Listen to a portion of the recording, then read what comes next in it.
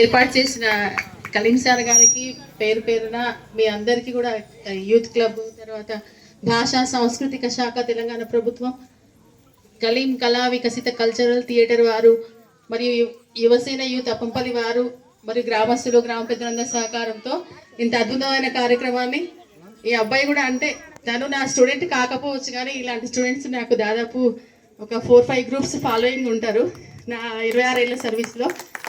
నా దగ్గరికి ఈ అబ్బాయి నాకు ఎట్లా పరిచయం అయ్యిందంటే బోనఫైడ్ కోసం వచ్చినప్పుడు పరిచయం కావడం జరిగింది. తను నన్ను గుర్తుపట్టలేడు, తర్వాత గుర్తుపట్టి నేను గుర్తుపట్టిన ఆ బాబుని పేరుతో నేను గుర్తుపట్టగలిగిన. చాలా సంతోషం అనిపిస్తుంది. ఇప్పటికైనా మీరు అర్థం చేసుకోండి, గవర్నమెంట్ పాఠశాలలో చదివిన వాళ్ళు ఎలా ఉంటారు అనే దానికి ఇది ఒక నిదర్శనం.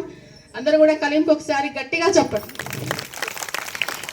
అలాగే మేడం గారు కూడా, హేమా మేడం గారు చిన్న పాపను పెట్టుకొని కూడా ప్రతిరోజు వచ్చి 40 రోజుల కార్యక్రమం అనేది నాకు ఈ రోజు మాత్రమే సాయంత్రం మా పిల్లలు ఫోన్ చేసిండ్రు, అప్పుడు మాత్రమే నాకు తెలిసింది. లేకపోతే నేను కూడా కొంచెం దీనిలో ఏమైనా కాంట్రిబ్యూట్ చేస్తుండే. ఈ మేడం గారికి కూడా చాలా చాలా ధన్యవాదాలు మేడం. ముఖ్యంగా చిన్నారులు చాలా అద్భుతంగా పర్ఫార్మెన్స్ చేసిండ్రు. ఈ చిన్న పాప తనకు వచ్చిన ఇదితో చాలా బాగా అంటే నేర్చుకోవాలనే సంకల్పం ఉంది పిల్లల లోపల. ఈ గ్రామంలో చాలా అభివృద్ధి కార్యక్రమాలు కూడా నాకు చాలా బాగా ఇన్స్పైర్ చేస్తున్నాయి. ఇప్పుడు మీరు ఈ రకంగా ఎట్లా హెల్ప్ చేస్తున్నారో మాకందరికి కూడా ప్రాథమిక పాఠశాల కానీ హై స్కూల్కి కానీ కూడా మీ ప్రోత్సాహం ఇలాగ ఉండాలని కోరుతూ, మీ ఆధ్వర్యంలో మేము కూడా చక్కగా మా పాఠశాల నిర్వహిస్తాం మరొకసారి తెలియజేస్తూ, ఇది ఒక వేదిక దొరికిందని కాదు, గవర్నమెంట్ పాఠశాలలు మేమంతా కూడా గవర్నమెంట్ చదువుకున్న వాళ్ళమే, తెలుగు మీడియంలో చదువుకున్న వాళ్ళమే.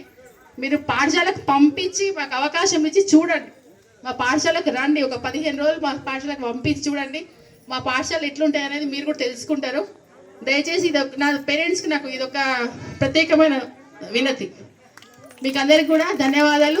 నా తరఫున ఒక కలీం సార్ గారికి ఒక 3000 రూపాయలు పిల్లలకు కాంట్రిబ్యూట్ చేయడం జరిగింది.